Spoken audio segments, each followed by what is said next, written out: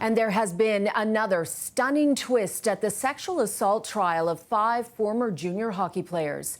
Erica Natividad joins us now. And Erica, for the second time, the jury has been dismissed in this case.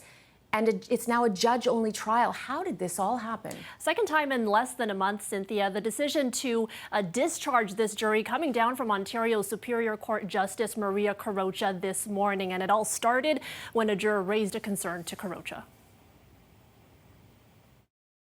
The juror complaining through a note to the judge that several panel members felt they were being mocked by 2 defense lawyers. Multiple jury members feel we are being judged and made fun of by lawyers Brown and Hillary Dudding. Every day when we enter the courtroom, they observe us, whisper to each other, and turn to each other and laugh as if they are discussing our appearance. This is unprofessional and unacceptable. The 2 lawyers, who are defense for one of the accused players, Alex Formenton, denied the accusation in a statement, calling it a, quote, unfortunate misinterpretation.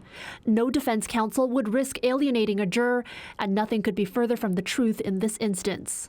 The judge eventually dismissed the jury without giving them a reason, but in their absence, she relayed concerns over potential jury bias, stating in part, it is reasonable to conclude that in this situation, negative feelings about counsel and how they conduct themselves might impact the jury's perception of the accused.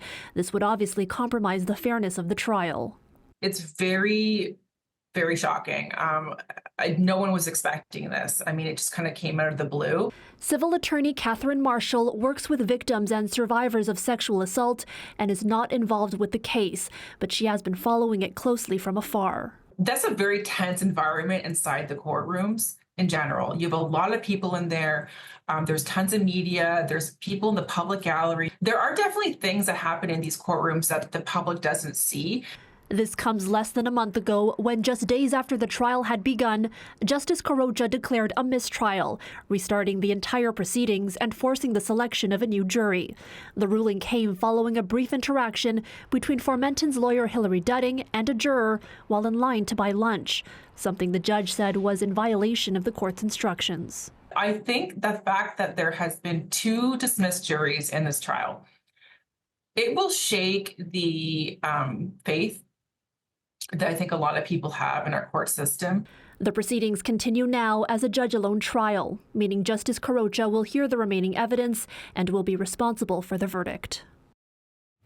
Now, Erica, this comes after several days of testimony by different witnesses, including the complainant, who spent 7 days on the stand being cross-examined by 5 different defense lawyers. Yeah, Cynthia, and obviously that a concern that the prosecution brought up when raising concerns about a potential mistrial with the judge. They didn't want to put the complainant through that again, so that's not going to happen. The trial continues.